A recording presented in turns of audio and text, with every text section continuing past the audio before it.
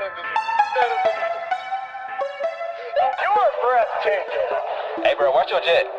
Watch your jet, bro. Watch your jet. Hello, and welcome to the third ever episode of the G Spot podcast, where the G does not stand for Griffenberg, but rather it stands for those who would be responsible for the demise of human civilization, gamers.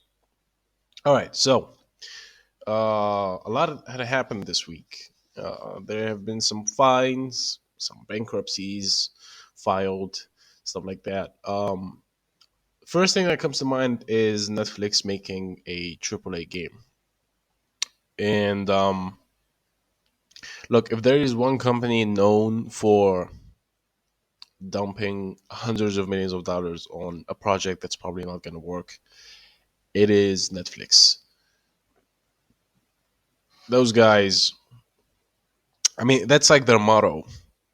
It's what they're known for. It's what they're infamous for at this point. But yeah, they're making a AAA game, and I kind of want to see it. Like, I want to see what happens with this because I think. Okay, so here's what I think. I think they're trying to do like an Xbox live thing where like you can stream video games, and they already have like the core business model of streaming shows and movies. What if you can stream games too? Now, this is not like an original idea. Xbox is doing it right now. Google tried miserably to do it, and they failed. Matter of fact, Stadia is now sort of in the process of refunding people who had games there and stuff like that. So, company as big as Google couldn't put it off, but Microsoft kind of did, and so it seems that it's not exactly about how much money you can dump into a project, but more of the expertise and stuff like that. And Netflix has a lot of expertise in streaming content. Now, are those sort of like transferable skills? Are those portable experiences into streaming games? I don't know. I don't know the technicalities of the whole thing. However, you know, one can be hopeful, and I honestly, it also like it kind of makes sense as a move for Netflix because there's all this competition now, like from HBO Max, Disney Plus, Discovery, whatever. All these companies now they're competing with Netflix on like the top spot for streaming movies and shows. So with this competition, you need to sort of diversify your income avenues, and video games is a very strong choice. I mean, video games are currently the biggest industry in the world. I think if you combine the second and the third biggest industries in the world, they wouldn't be they wouldn't amount to how big the video game industry is. I think it's music and like cinema. I think I'm not sure, but yeah, video games as a choice to as like a new endeavor, it definitely makes sense. And if they have like some sort of like technology that they're working on that would allow perfect streaming of video games, they would sort of like put it on their. I mean, they already like make video games, but it's mostly like directed for, you know, tablets, phones, stuff like that. But this is a triple A game, and I don't know if you know this about video games, but they are very fucking difficult to develop, especially AAA games because they're big, very big, and they take a lot of resources, they take a lot of money, and they take especially a lot of talent and experience. You need people who know what they're doing behind the computers, developing whatever game you're making. And I think they're trying. There's a lot of job listings on the website where they host their games at, and they also got fuck, I forgot his name, but he was like the executive director of Overwatch. He left after the whole Blizzard thing with the sexual harassment, discrimination thing happened. Yeah, so he was a free agent, and they were like, "All right." Cool, bet. And they just got that guy. And I don't know if it's just like a lucky coincidence that he left at the moment they started, or they already like they were in talks with him. If they were in talks with him, which I think is the more likely case, I mean, if you're gonna recruit a guy who's the executive director of Overwatch, and it's a huge fucking game, his expertise are mostly going to be in like in making hero shooters or something of the sort. So I think, based on the very little data that we have, and there are two things: the guy that they recruited, and also what's working currently, which is usually a good a good sign, a good clue on what companies will be making. So hero shooters are still doing pretty well. Overwatch 2, it's still doing pretty well, and some companies are still trying to put it off. So, and they got the guy. So I think they're gonna make a hero shooter, but also I think they're trying to do, like I said, the streaming thing. They're trying to have people stream video games on Netflix. They're gonna have their own library over there where you can stream stuff, stream video games. And this game, since it's a AAA game, I think they're gonna put a lot of work into it. They're gonna spend a lot of money on it so they can make it into an exclusive game that you can only play on their streaming service. So I think like the reality is like Netflix cannot make a console because that would take even more fucking money and expertise and time and stuff like that. So why make a console where you can stream the game? And this game is an exclusive for Netflix. You can only play it if you buy a subscription at the Netflix gaming whatever. And it's a AAA game. It's a hero shooter. So that's what I think will happen. That's what I think they're making. My nose is kind of clogged because my allergies are going bananas today. Sipping on some coffee here. Uh, okay, so aside from Netflix, but also speaking of companies who are losing subscribers, Facebook got fined over a data breach like a week ago, I think, or this week. This fine came from the government of Ireland. I think they fined them like 260 or $270 million for the data breach that left like half a billion users' data exposed. These fines are not anything substantial to Facebook, obviously. I mean, sometimes I truly think that these companies have like they have their talks, and they're like, all right, we're gonna do this and that, and this shitty thing and that shitty thing. And by doing the shitty thing, we're gonna make, or we're gonna save $500 million, let's say. But let's hope we don't get caught. If we do get caught by the government, the maximum fine for doing the thing that we've done is $100 million. So at the end of the day, we still made 400 million. So fuck it, let's just do the shitty thing.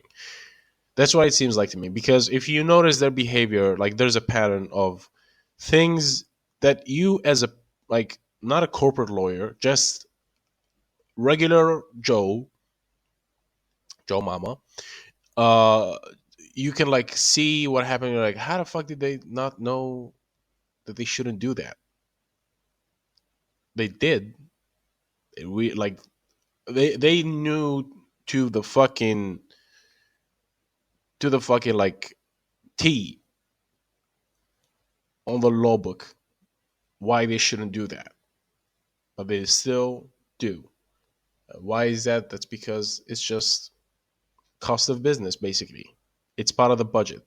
We're gonna make 400. We're gonna lose 100 here, and yeah, call it a day.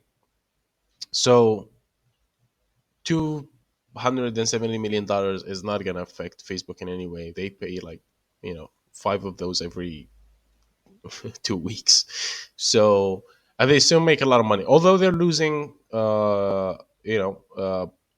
subscribers, users, whatever you want to call them, for the first time, and they're firing people. Mark Zuckerberg is firing. They fired a fuck ton of people, and that's because mostly because he's a fucking dumbass who's spending and dumping a lot of money on the metaverse, which is something that nobody fucking wants. I have yet to see one goddamn person who's like, you know what, I'm very excited about the metaverse. I cannot wait to see what happens there, and yada yada. I've never met anyone or a post or nobody wants this thing, especially maybe if someone else was the face of the metaverse, maybe some people would be excited, maybe. But the fact that it's Mark fucking Zuckerberg, are you serious? Is this your man's? Like, is this the best guy you have to represent this presumably revolutionary thing on how we, treat the virtual world? Mark fucking Zuckerberg, the most uncharismatic, uninteresting person, like just bland person. And just, we're smoking meats? Fuck you. Fuck off. Nobody wants to hear from you, you lizard. You know what I mean? Like, get somebody cool. You can pay him, you can afford the money.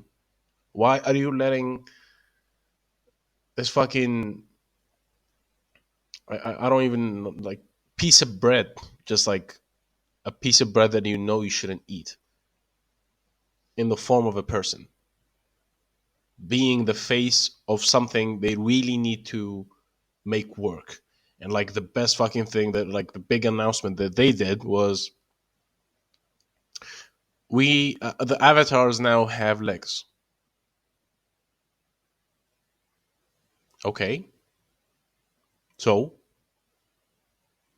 is that the big thing? All right, sure, yeah, yeah, they have legs. Well, whatever, cool. Anyways, so yeah, Facebook is dumping a lot of money on the metaverse, and that's basically like a bleeding wound that Mark refuses to close. And so that led to firing a lot of people who, that was like their livelihood. They have families, they have themselves to feed, they have rent to pay, bills to pay, and now they are jobless because Mark fucking Zuckerberg cannot accept that he's just not a likable guy. And concerning the breach, sorry, I went on a tangent here, but concerning the breach, like I said, I don't know if I said this, but I have half a billion, sorry, users data was exposed, and God knows where that data is flowing right now in the wide world web. It could be being used for all sorts of malicious activities, and with bad intentions, obviously.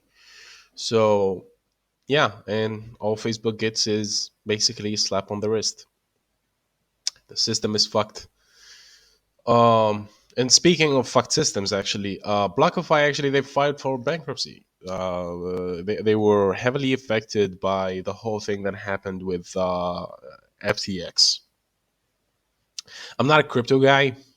I'm not a crypto guy at all. But I watch it from, from the outside. I don't invest in it. I don't indulge myself in that, because I just think there's a fundamental problem with crypto. There's a fundamental problem with crypto in the state that it's in right now. Because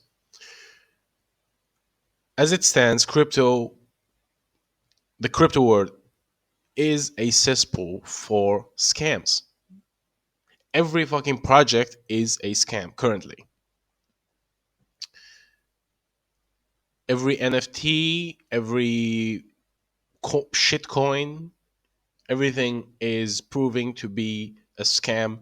Even those who seemed like they're legitimate companies that deal in crypto turned out to be scams.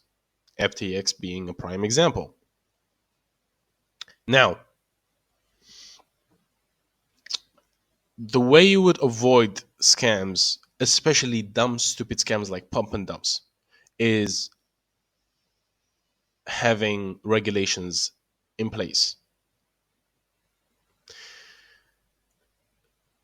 Crypto cannot have regulations because it is the regulations are the antithesis to the whole crypto ethos. You cannot have regulations because that's like the water to their fire. It's the kryptonite to their Superman. You cannot put them together. At least that's like the perception.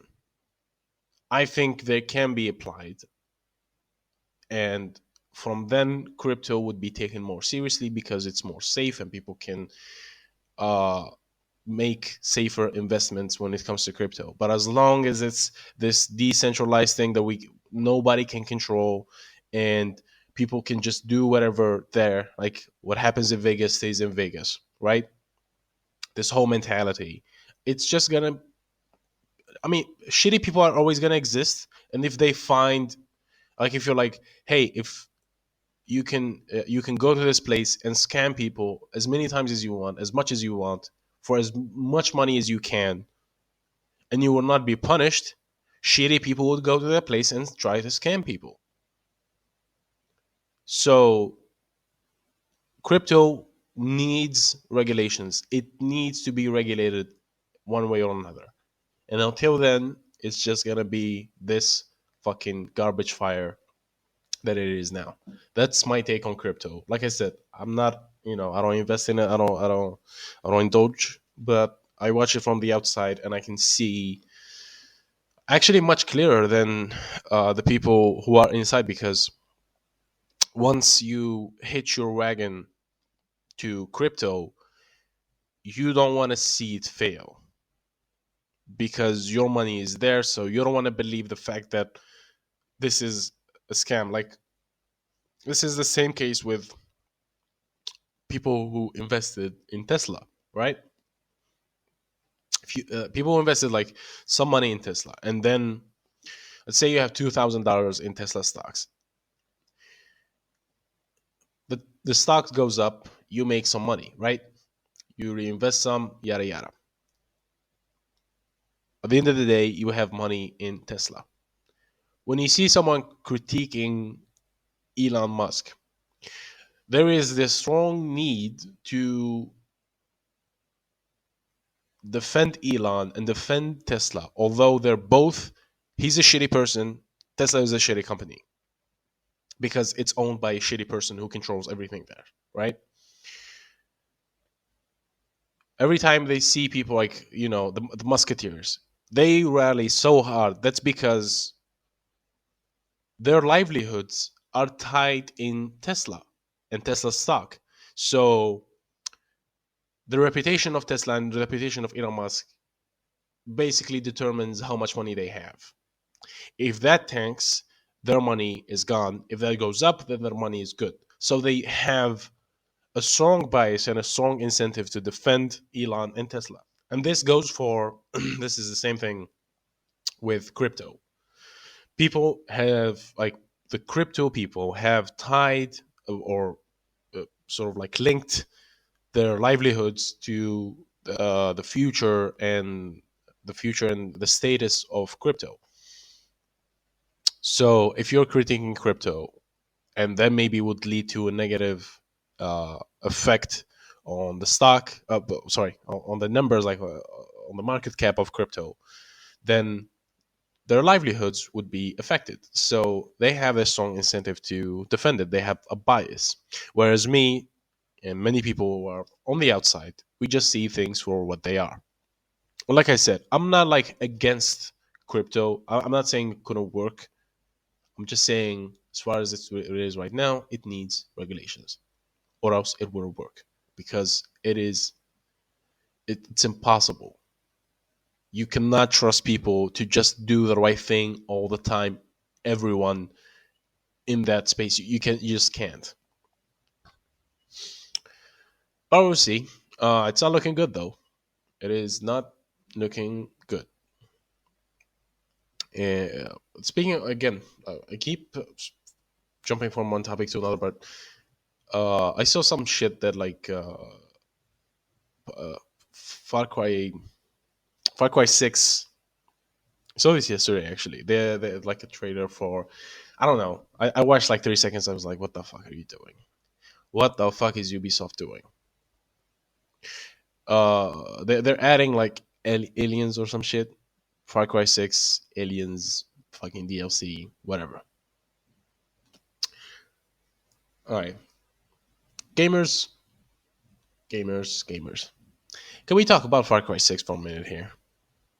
You know, Far Cry 6 is the thinking man's video game. And I think it asks a very important question. Who in the fuck allowed this? Who in the fuck allowed this game to be made and then released? Some people would say Ubisoft. Hmm, fair. Some people would say God. Other people would say the devil. I would say I want to commit unalignment. Because here's if you haven't played Far Cry 6, first of all, good on you. Keep it that way. But if you ever like wake up at night and you're like, I haven't played it. Am I missing something? No, you're not. You're not missing on anything. Matter of fact, I'm gonna do you a favor. I'm gonna give you the entirety of Far Cry 6 in the next, I don't know, 15 seconds. Let's see.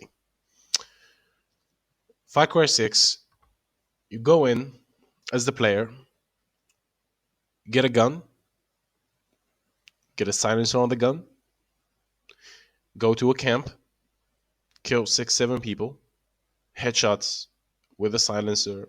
They don't. Nobody gets notified. Nobody gets aggroed. Nobody hears shit. So you can just go, and that's it. That's the whole fucking game. There's like animals. I don't know, NPCs, people like shit, but blank and as bland as a fucking egg. Like there's nothing there. And that's the entirety of the core gameplay. Plus, like the Ubisoft usuals, which are like the routine, fucking climb a tower, activate this, destroy this, so you can destroy air defenses, so you can fucking fly an airplane, whatever. It's basically it. There's nothing there, and the world is super dead. Like it doesn't interact with you as much as you don't interact with it. There's nothing good about that game. And I'll be honest, I was hyped for it before it came out. And here's why. They got my man, what's his name?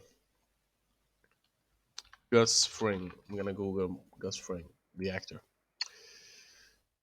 My man, Gustavo Fring. Give me the goddamn name of the actor. Yeah, Giancarlo Esposito.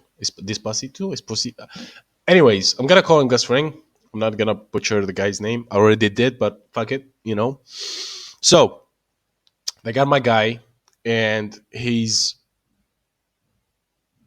a fantastic actor, and he can do a fantastic job at being a villain. We've already seen this. We know this about the guy. So ever since Far Cry 6, what the fuck was I saying? Far Cry 6. I mixed 6 and 3. 6.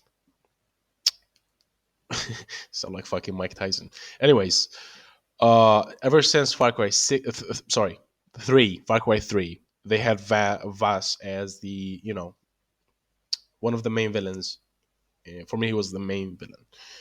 Uh, he was such a unique character, and he had a huge impact on the gaming industry in general and on the players that played and loved Far Cry 3, that Ubisoft has been trying to copy that formula ever since, and they have failed one every time because people just keep comparing it to Far Cry 3, and it keeps not measuring up to that level. So came Far Cry 6, the announcement and stuff, and I saw the actor, and I was like, holy shit, he can play a fantastic villain just like Vast did, but in a completely different way because he has like his own unique style. This could be great. So I was excited just because of that. The game comes out, and the guy is like present in like totally in a total of like 6 minutes the entire game, and I'm like, why would you get such a high caliber fucking actor and give him 6 minutes of runtime? Like, why isn't he more present in the game? I want to feel like this guy is truly the antagonist, but they didn't do that. And that's basically a complaint that I have with a lot of video games. I hate when the villain is not present and I just meet him at the end and he's like, I kill him, or they give me a choice whether I kill him or I spare him. It's like, why do I give a shit? Like, you didn't build a character, you didn't build up to this moment. Why would I give a fuck what the consequences of my actions are? Why would I think or rethink what I've done, what I'm about to do? When you think about like Far Cry 3, Vass was present most of the game. When we weren't interacting with him, he was being talked about by different NPCs, different characters who was being mentioned. There are connections, people who know him, people who worked with him, people who like his family and stuff like that. So the character was always being built up. When it came like the climax moment, where we've met Voss for the final time, where we had like the boss fight, whatever, that moment had actual weight. I couldn't even finish Far Cry 6. I played I don't know how many hours, and it just was like, all right, fuck it. Fuck it. I don't give a shit. Fuck this game. It is not good. It is not fun. There's nothing good about it. The only thing that I was excited about was that is now fuck it. Just turns out to be bullshit. So fuck all that. Yeah, I didn't mean to go on a tangent on Far Cry 6, but yeah, it's a bad game. Uh, what else? What else? What else happened this week? Oh yeah, Microsoft. Microsoft said that Sony makes better games. And wait, it's not for like the reasons you think they did that. They said this because there's this whole thing with Sony is trying to argue that the merger between Activision and Microsoft shouldn't go through because they're afraid that the a lot of IPs. The argument is Activision is a big fucking company with a lot of big, big IPs, mainly COD, Call of Duty, right? And should Microsoft acquire Activision, then they would take those IPs and make them Microsoft exclusives, and that wouldn't be good for uh, the gamers who don't own a Microsoft console, right? Microsoft keeps reassuring Sony that they're not gonna do that, but corpse being corpse, whatever, right? So Microsoft, as an argument, they were like, "Why is Sony afraid that they're gonna lose on COD and all the IPs that Activision has? I mean, don't they make better games already? They make better games than we do. They shouldn't be afraid." And that's a shitty argument, obviously. Like I don't care about Sony particularly. I don't want this merger to go through because I don't like big companies merging together. It always end up fucking over the customer. In the US law, the basically the only thing that you need to prove, because of the law, the theory that the laws are based in there, the only thing that you need to prove is that this merger would be good for the consumer. That's all you need to prove, and the merger would go through. And that's like the easiest thing to prove in the world, and also the easiest thing to then turn around and say, sorry, we can't do that anymore. So basically, like, here's an example. Let's say Netflix wanted to acquire HBO Max, right? Two big companies, they shouldn't merge. So they go to court and they're like, Netflix is like, if we merge with HBO Max, that would give us, more studios to film in, da da da da, da, and that would, like, they would make the argument that it would then lead to prices being lowered to the consumer, but like there would be uh, better quality content, right? So evidently, it would be good for the consumer. Now, this would be good enough for the merger to pass. So it does. A year after, Netflix acquires Discovery. And they're like, all right, we're producing way more content than we used to. We used to produce 100 movies a year. Now we're making 300. So there's more content on our website, and we're spending a lot more money. Therefore, we need to raise our prices. They do that, and they raise the price, and they raise it more than it were before the mergers. They always do this. Every time a merger happens, this ends up happening. Where at first it's like, oh, this is going to be better for the consumer. A few moments after, the consumer gets fucked. So I'm just against companies in general, like big corps, and their merger is never a good thing. I never saw an example of a good merger. The US basically, like, merger passed. Brazil, they just gonna fucking bribe that piece of shit, uh, if they haven't like bribed them already there. But the European Union is not happy with the whole thing. They're opening investigation and stuff like that. So we'll see how that ends up. Right now, they're both presenting shitty arguments, but we'll see what happens with that. So until then, I'll keep an eye out for that.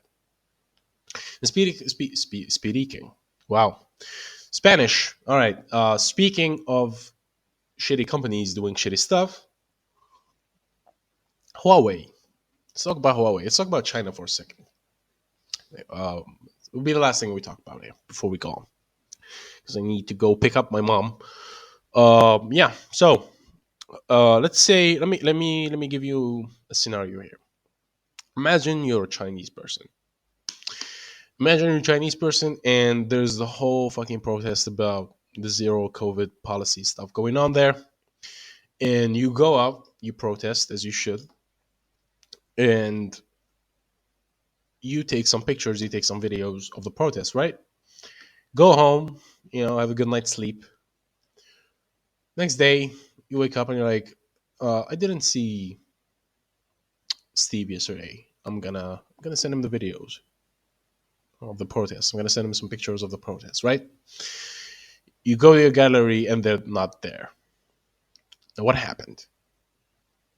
Who got to your phone and deleted the videos and pictures of the protest? Well, it wasn't a who per se. It wasn't a person. It was the entity that it is, Huawei, one of the biggest pieces of shit in the world, and probably the company that sucks the Chinese, CCP cock, the CCCCP, the most. So yeah, if you haven't heard, Huawei is actually like deleting protests and pictures, videos from people who own the Huawei brand. Pretty fucked up. And not only that, like the government is like punishing people who like posts about the protest. Uh, but yeah, I mean, all of this happening, but you should pay attention to how many hours people are playing video games on a weekly basis. Motherfucker, you should be encouraging people to play video games so they don't go out and protest. So they have something to do while you're locking them inside their houses. Not because you want to keep them safe, but at the moment, right now, it's because it's just they have government control and they have uh, more power to suppress these people. It's not about safety anymore. Some, you know, I'm not like a COVID denier or like vaccine denier or whatever the fuck. Like I'm not saying, the stay at home policies and stuff like that are, government suppression. Now they kind of are like, but before, when COVID started and the whole thing started, yeah, sure, people needed to be safe. But now it's just China being China, China being the dictatorship that it is, and they have this excuse to be more controlling and being pieces of shit. So yeah, as a recap of the whole thing,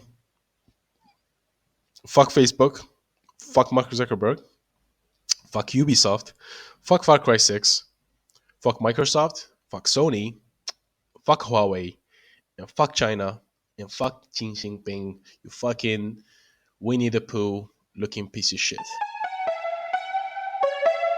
Good day.